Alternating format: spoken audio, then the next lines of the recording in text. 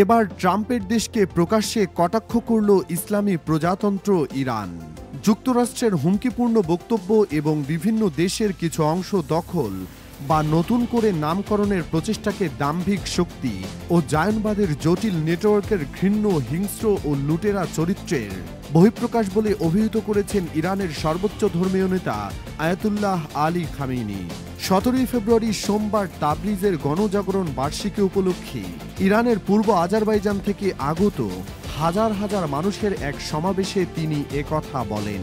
Khamenei বলেন, তারা এই বাস্তবতাটি সহ্য করতে পারে না যে ইরানি জাতি নিজের পায়ে দাঁড়িয়ে এবং শত্রুদের নিপীড়ন ও আগ্রাসনের প্রতিবাদ করে এমন একটি সরকার গঠন করেছে যা গত 46 বছরে দিন দিন শক্তিশালী হয়ে উঠেছে।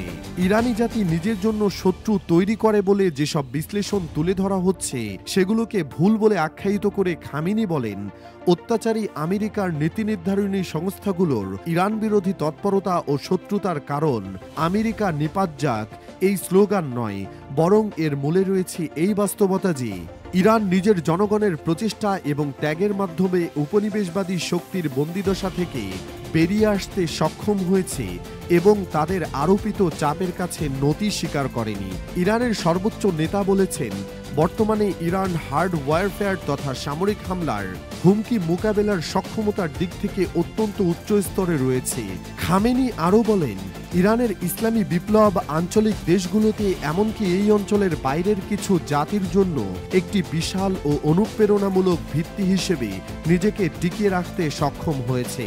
তিনি বলেন, বিশ্বের উপনিবেশবাদীদের ক্রোধের কারণ হল ইরানি প্রজাতন্ত্র হিসেবে ইরান টিকে থাকার পাশাপাশি দৃঢ়তার সঙ্গে রুখে দাঁড়াতে পেরেছে এবং তাদেরকে শক্তি প্রদর্শন করতে সক্ষম হয়েছে।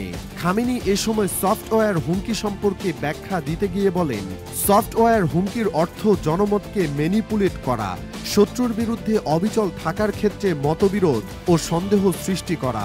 শত্রুরা এটা করার চেষ্টা করে যাচ্ছে, কিন্তু আল্লাহর রহমতে তারা আজ পর্যন্ত সফল হতে পারেনি।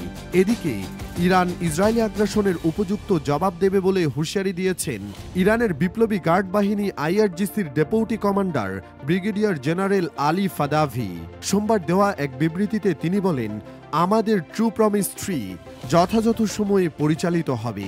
ইরান এর আগে 2024 সালের এপ্রিল ও অক্টোবর মাসে ইসরায়েলের বিরুদ্ধে 2টি ক্ষেপণাস্ত্র ও ড্রোন হামলা পরিচালনা করেছিল, যেগুলো ট্রু প্রমিস 1 ও ট্রু প্রমিস 2 নামে পরিচিত।